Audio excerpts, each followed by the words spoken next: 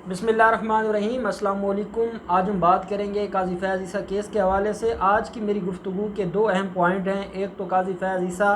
कैसे petition file करके उनके लिए मुश्किलात खड़ी कर बैठे हैं अपने लिए, और दूसरी अहम बात कि जो बैनुल अक़वामी क़वानीन के रेफरेंसेस दिए हैं दौरान दलाइल फ़रोग़ नसीम साहब ने, मैं वो भी आपके साथ शेयर करना चाहूँगा। वो बड़े मुदल्लल किस्म के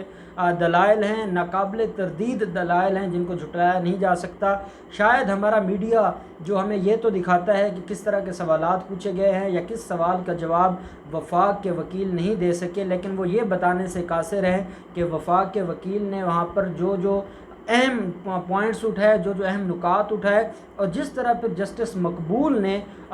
वफाक के वकील की बात को सेकंड किया और उसको कहा उसकी बात के ऊपर कि हाँ जवाब तो देना पड़ेगा, तो ये बड़ा अहम है। जो बदकिस्मती से हमारे जो लोग हैं वो उसको डिस्कस नहीं करते, वो सिर्फ़ और सिर्फ एक की बात की तरफ जा रहे हैं कि वफाक के वकील के पास जवाब नहीं है, वफाक का वकील नाकाम हो गया है, और इस तरह की सारी जो इरेलीवेंट बातों के ऊपर लोगों को कंफ्यूज कर रहे हैं। पहले तो मैं आपसे ये शेयर करना चाहूँगा कि सुप्रीम जुडिशल काउंसिल का जो आइडिया है ये कोई वैसे नहीं बना दी गई थी। इसके पीछे भी एक इसका बैकग्राउंड था, इसका ऑब्जेक्टिव था, और इसका बैकग्राउंड और ऑब्जेक्टिव ये था कि जब भी किसी जज के ख़िलाफ़, सुप्रीम कोर्ट के जज के ख़िलाफ़ या हाई कोर्ट के जज के ख़िलाफ़ किसी को कोई परेशानी होगी या कोई ऐसी चीज़ नज़र आएगी या कोई मिसकंडक्ट नज़र आएगा, तो बजाय इसके कि कोई आम अथॉरिटी जाकर उस जज से सवाल जवाब पूछे, एक बड़ा ऑनरेबल तरीके से और एक बड़ा काबिल इज़्ज़त एक इदारा बना दिया गया था कि उन जजेस के ही कोलीग्स या उन जजेस के जो सीनियर्स हैं वो बैठकर सुनेंगे, देखेंगे, और अगर कोई कार्रवाई बनती होगी तो वो कार्रवाई कर देंगे, कोई कार्रवाई नहीं बनती होगी तो वो नहीं करेंगे। और ये सारी की सारी ऑफ द रिकॉर्ड इसके ऊपर प्रोसीडिंग्स होनी थी, किसी के नॉलेज में ना मीडिया पर डिस्कस होनी थी कि अंदर क्या सवाल पूछा जा रहा है, क्या जवाब है, और ये सारी चीज़ें बड़े अच्छे तरीके से एक प्रोसीजर बनाया गया था। अब काजी फैज़ ईसा साहब ने पहली गलती तो ये की कि उन्होंने उस रेफरेंस में जल्दबाजी करते हुए, जैसे शोकास जारी हुआ, पहले जब रेफरेंस फाइल हुआ तो लेटर लिख दिया गया प्रेसिडेंट को, फिर वो लेटर से विड्रॉ हुआ, तो जब शोकास जारी कर दिया गया तो शोकास के जवाब में भी जल्दबाजी की और वो जवाब जमा करवा दिया। जब जवाब जमा करवा दिया तो फिर जल्दबाजी करते हुए एक पिटीशन फ़ाइल कर दी सुप्रीम कोर्ट में, और वो पिटीशनल में अब तक जितनी समातें हो चुकी हैं वो हमारा पूरा जो मीडिया है, नेशनल और फिर इंटरनेशनल मीडिया भी उसको डिस्कस कर रहा है। अब उसके दो नुकसानात हैं। एक तो ये कि जो आम आदमी को नहीं इल्म था वो सारी की सारी चीज़ें अब आम आदमी के नॉलेज में भी आना शुरू हो गई हैं कि ये हमारा केस क्या था, वफाक का इसके ऊपर मौक़िफ़ क्या था, और जो जज साहब हैं उनका क्या मौक़िफ़ था। एक तो ये हर बंदे के नॉलेज में और हर बंदे की ज़ुबान पर ये चीज़ें डिस्कस होना शुरू हो गई हैं जो नहीं होनी चाहिए थी, और वो अपने आप को ख़ुद ही उन्होंने अपने एम्बिग्युइटी क्रिएट की है और अपने आप को डिस्प्यूटेड किया है। ये काजी फैज़ ईसा साहब का अपना कसूर है, कोई और इसमें मुलव्वस नहीं है। दूसरी अहम बात यह है कि जो हमारा मीडिया है वो वफाक की और इमरान खान के बुक्स में सारा दिन चलाता है जो ऑनरेबल जजेस के वो ऑफ द रिकॉर्ड कुछ सवालात होते हैं, कुछ बातें होती हैं। जब भी वकील बहस कर रहा होता है तो जो आगे बेंच है या जो जज साहब हैं तो वो मुख्तलिफ सवालात भी करते हैं। कभी कोई सवाल वैसे हो जाता है, कोई इरेलीवेंट सवाल हो जाता है, कभी कोई मज़ाह में कोई बात पूछी जाती है, तो हमारा मीडिया एक एक सवाल को डिस्कस करता है पूरा दिन। और वो मीडिया ट्रायल वो वफाक का नहीं हो रहा बल्कि वो काजी फैज़ ईसा साहब का हो रहा है, और मीडिया गलत फहमी फैला रहा है, और वो जो ऑनरेबल हमारा इदारा है सुप्रीम कोर्ट का उसके बारे में वो एम्बिग्युइटी क्रिएट कर रहा है और उनके सवालात और जवाबात को इस तरह दिखा रहा है कि अब आम आदमी ये समझने पर मजबूर हो गया है कि हमारी जो ऑनरेबल अदालतें हैं, जो बड़ी अदालतें हैं, वो शायद अपने लोगों को सज़ा नहीं देना चाहती, या अगर उनके ऊपर कोई सवाल उठ जाए या कोई उनके ऊपर बात कर ले तो वो बहुत बड़ा मुजरिम हो जाता है और उसको कटहरे में खड़ा कर दिया जाता है। इस तरह का जो एक इमेज डेवलप किया गया है वो हमारे मीडिया ने डेवलप किया है, और इन चीज़ों को इतना ज़्यादा डिस्कस किया है, वफाक के वकील के बारे में ऐसी ऐसी बातें शेयर की हैं कि जिसकी वजह से इमेज ख़राब हो रहा है हमारी ऑनरेबल कोर्ट्स का। और अगर ये खारिज हो जाता है, पिटीशन खारिज हो जाती है और उसके या पिटीशन मंजूर हो जाती है, और अगर मंजूर होती है और रेफरेंस खारिज हो जाता है तो उसके बाद हर आदमी ये कहेगा कि जो ऑनरेबल सुपीरियर कोर्ट्स के जजेस हैं शायद उनका जो इम्पीचमेंट है या मुआवजा है वो नहीं हो सकता। उसकी वजह यह है कि हमारा मीडिया इस तरह का माहौल बना रहा है जो कि बड़ी बदकिस्मती है। अब काजी फैज़ ईसा साहब ने जब इस सारा पंडोरा बॉक्स खोल दिया और अब आप एक बात माइंड में रखें कि जो जो फ़रोग नसीम से पूछा जा रहा है या जो वफाक के वकील हैं, अभी बारी दोबारा आनी है काजी फैज़ ईसा के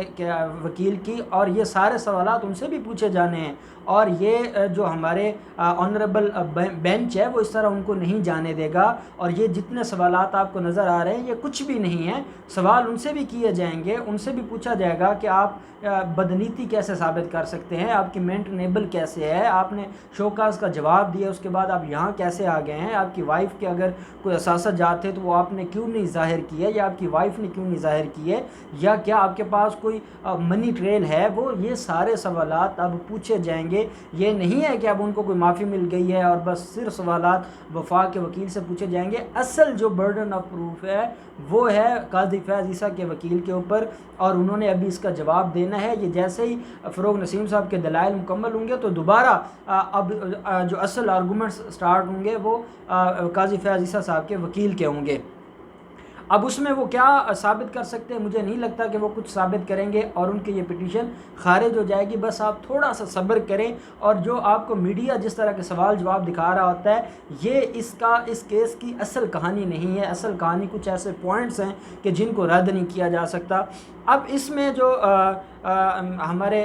ऑनरेबल बेंच है उसके सामने जब फ़रोग नसीम साहब ने कहा अमेरिका में भी, बरतानिया में भी, कनाडा में भी जजेस का एहतसाब होता है, और जजेस का एहतसाब करने के लिए कोई भी ऐसा इदारा जो उस काम के लिए कानून ने या उस मुल्क के आइन ने बना दिया होता है वो उसके ऊपर करता है, और इसमें कोई गलत बात नहीं है। साथ जस्टिस मकबूल बाकिर साहब ने उसका जवाब दिया कि जजेस का एहतसाब होना चाहिए, और इस जज साहब का भी एहतसाब होगा और उनको जवाब देना पड़ेगा। ये बात नहीं है कि उनसे जवाब नहीं लिया जाएगा, लेकिन आपसे जो सवाल पूछा जा रहा है आप उसका जवाब दें। अब जब उन्होंने अपने केस को आगे चलाते हुए जिस अहम केस का हवाला दिया है वो मैं आपके साथ शेयर करना चाहूँगा। उसमें ये कहा गया है, देखिए 209 आर्टिकल की एक तो बात की गई है, और 209 आर्टिकल में जो कंडक्ट है उसकी कोई डेफिनेशन वाज़े नहीं है, और ये डेफिनेशन या तो हमें जनरल क्लासेस एक्ट से मिलेगी या हमें जो सुपीरियर कोर्ट्स के फैसला जाते हैं उनसे मिलेगी, और उनमें जो ये चीज़ें हैं वो सारी की सारी वाज़े हैं। अब इसमें एक जो फ़रोग नसीम साहब हैं उन्होंने एक केस का हवाला दिया है, और वो जिब्राल्टर के चीफ़ जस्टिस की बीवी का उन्होंने हवाला दिया कि वो वकील थी, और उन चीफ़ जस्टिस साहब की बीवी ने जो वहाँ की बार कौंसिल थी उसके साथ उसके कोई मामलात हुए और उनके साथ कोई बदतमीज़ी की, और बदतमीज़ी की वजह से जो एलिगेशन आया और एलिगेशन में मिसकंडक्ट का कार्रवाई हुई उस जज के ख़िलाफ़, और कहा यह गया कि क्योंकि उसकी बीवी है और वो एक चीफ़ जस्टिस है, और चीफ़ जस्टिस की बीवी अपने हस्बैंड के ओहदे की वजह से और उनके बिहाफ पर बदतमीज़ी कर रही है, तो इस बुनियाद पर उस चीफ़ जस्टिस साहब को घर जाना पड़ा था। ये बड़ा फेमस केस है, इसका हवाला दिया। और दूसरा जो इंडियन एक चीफ़ जज साहब गुजरे हैं इंडियन जस्टिस, उसके ख़िलाफ़ भी जायदादों का एक एलिगेशन था कि वो जो जायदादें बनाई गई हैं या उन्होंने जो कुछ किया है या जो कुछ कमाया है या जो कुछ असासाजात उसने बनाए हैं वो उनकी बीवी के ऊपर एलिगेशन था कि वो असासाजात अपनी बीवी के नाम करवाए गए हैं, ये एलिगेशन था, और उस सुपीरियर कोर्ट के जज साहब को घर जाना पड़ा था। अब इसके ऊपर बड़ा एक खूबसूरत सवाल किया जस्टिस मंसूर अली शाह साहब ने। उनका ये कहना था कि वो जो केस है उसमें वो बेनामीदार थी। अब देखिए बेनामीदार से मुराद यही होता है कि जब भी किसी के नाम को प्रॉपर्टी की जाती है तो उस प्रॉपर्टी में लिखवाया नहीं जाता कि वो बेनामीदार है। वो कुछ चीज़ें ऐसी होती हैं कि बाद में अगर कोई शख्स उस चीज़ से मुकर जाए या उससे पीछे हट जाए तो फिर ये कहा जाता है कि वो बेनामीदार है, और बेनामीदार के लिए जो प्रॉपर्टी का कानून है या जो एक्चुअल ओनर है वो तब डिस्कस होता है। तो जज साहब ने कहा कि वो बेनामीदार थे, जिसके ऊपर फ़रोग नसीम साहब ने जवाब दिया कि जनाब वो बेनामीदार नहीं थी, सिर्फ ये था कि उन्होंने अपनी जायदाद को शो नहीं किया था, अपनी जायदाद को वाज़े नहीं किया था। इसके ऊपर जो फ़रोग नसीम साहब थे उनका ये कहना था कि जनाब अब ये क्योंकि अभी जो मैटर है वो अभी उठा है और अभी इसके ऊपर ये क्लियर नहीं हुआ कि वो जो प्रॉपर्टी ख़रीदी गई है वो क्या अहलिया के अगर अपने नाम होती और वो मालका होती तो वो उसको उसका जवाब देती अपनी टैक्स रिटर्न्स में। अगर उसने अपने असासाजात में उसको शो नहीं करवाया तो उसका मतलब है कि वो उस प्रॉपर्टी के अपने आप को मालका समझती ही नहीं है, उसका एक्चुअल ओनर कोई और है और वो कोई और हो नहीं सकता सिवाय काजी फैज़ ईसा साहब के। इसलिए काजी फैज़ ईसा साहब के ऊपर सवाल उठा है, जिसके ऊपर बेंच के जो सरबराह थे जस्टिस उमर अता बंदयाल साहब, उन्होंने ये कहा कि आप ये साबित करें कि जस्टिस काजी फैज़ ईसा की जायदादें बेनामीदार थीं। और दूसरा सवाल ये उठाया कि कोई कानूनी तकाजा है जो जज को मजबूर करे कि वो अपनी बीवी के जो असासों का जवाब दे हो। तो इसके ऊपर भी कवानीन पेश किए गए फ़रोग नसीम साहब की तरफ से। उनका ये कहना था कि हाँ, कानून जब मौजूद है और जो हमारी वफाकी शरई अदालत है वो ये कहती है कि मियाँ बीवी एक दूसरे के हर तरह के अमल के ज़िम्मेदार हैं, या वो कोई प्रॉपर्टी ख़रीदते हैं या वो कोई लेन देन करते हैं, वो जवाबदेह हैं। जिसके ऊपर सवाल ये पूछा गया कि क्या जो काजी फैज़ ईसा साहब हैं उनकी वाइफ से या काजी फैज़ ईसा साहब से किसी ने पहले पूछा था उनकी प्रॉपर्टी से रिलेटेड रेफरेंस फाइल करने से पहले। जिसके ऊपर फ़रोग नसीम साहब ने कहा कि जनाब इसका प्रोसीजर ही यही है कि अगर किसी जज साहब के ख़िलाफ़ कोई इंक्वायरी शुरू करनी है या कोई रेफरेंस फाइल करना है या कोई एलिगेशन है तो वो सुप्रीम जुडिशल काउंसिल ही उसका एक अहम इदारा है और वही पूछ सकता है। इसके अलावा और किसी अथॉरिटी के पास अख्तियार ही नहीं है कि वो पूछे, इसलिए किसी ने उनसे नहीं पूछा और डायरेक्ट रेफरेंस फाइल किया गया है क्योंकि इसके अलावा कोई और तरीक़ेकार नहीं था।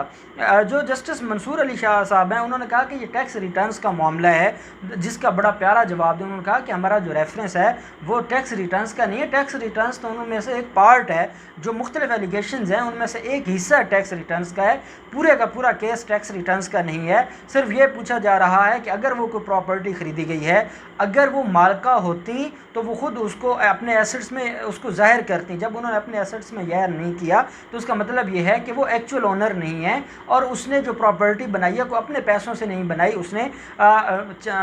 जो इसमें जस्टिस साहब हैं उनके इन्वेस्टमेंट है और उनके पैसों से ये प्रॉपर्टी बनाई गई है। और अगर उन्होंने अपने पैसों से बनाई है और इस शक को वो क्लियर कर दें और उसका जवाब दे दें तो ये मामला ख़त्म हो जाएगा। जिसके ऊपर अदालत ने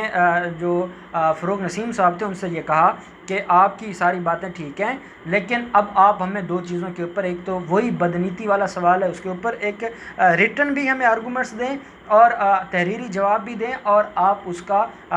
अपने जो आर्गूमेंट्स हैं अब इनको कंक्लूड करें। तो ARU के हवाले से, recovery unit asset recovery unit के हवाले से, और जो बदनीति का उनसर है और ये जो इन्फॉर्मेशन है ये कैसे कलेक्ट की गई, इसके लिए फिर कल के लिए 15 जून के लिए केस को फिक्स किया गया है। और कल हो सकता है कि वीडियो लिंक के ज़रिए सारे जजेस साहिबान इस्लामाबाद में मौजूद ना हों, तो वीडियो लिंक के ज़रिए हो सकता है कि इस केस को कल परसू किया जाए और इसके ऊपर इस केस की कार्रवाई को चलाया जाए। अब मैं समझता हूँ कि 3-4 बड़ी अहम चीज़ें हैं। जिस तरह मुख्तलिफ ममालिक में, दुनिया के जो बड़े ममालिक हैं जिनको हम सिविलाइज्ड नेशंस कहते हैं, वहाँ भी सुपीरियर कोर्ट के जजेस का इन बातों के ऊपर मुवाख़ज़ा हुआ है, इम्पीचमेंट हुई है, तो जब वहाँ हो सकती है तो वो यहाँ भी हो सकती है। और दूसरी अहम बात यह है कि सवाल उनसे इसलिए नहीं पूछा गया कि वो जवाब दे आम अथॉरिटी को नहीं है, उनसे सिर्फ जुडिशल है, जो सुप्रीम जुडिशल काउंसिल है वही पूछ सकता है और वही प्रोसीजर अडॉप्ट किया गया है। और टैक्स रिटर्न का मामला नहीं है, मामला ये है कि उन्होंने अपने एसेट्स को छुपाया भी है और वो एसेट्स बनाए कैसे हैं उसका जवाब भी नहीं दिया। तो अब इन सारे सवालात का जवाब देना होगा और ये 1-2 दिन में फ़रोग नसीम साहब के आर्गूमेंट्स कंप्लीट हो जाएंगे। उसके बाद जो आर्गूमेंट्स होंगे वो काजी फैज़ ईसा साहब के वकील के होंगे और उनको साबित करना पड़ेगा कि जो वफाक थी उसकी बदनीयती थी ये रेफरेंस फाइल करने में। दूसरी बात यह है कि वो जो प्रॉपर्टी है उससे काजी फैज़ ईसा साहब का कोई लेना देना नहीं है। और तीसरी बात यह है कि वो प्रॉपर्टी जो उनकी वाइफ ने ख़रीदी है, उनकी वाइफ ने वो कैसे ख़रीदी है, इसका जवाब भी देना होगा काजी फैज़ ईसा साहब के वकील में। इस केस में मज़ीद जो भी डेवलपमेंट होगी, जो भी इसके अंदर मज़ीद प्रोसीडिंग्स और कार्रवाई होगी, हम आपके साथ शेयर करते रहेंगे। बहुत शुक्रिया। अल्लाह हाफ़िज़।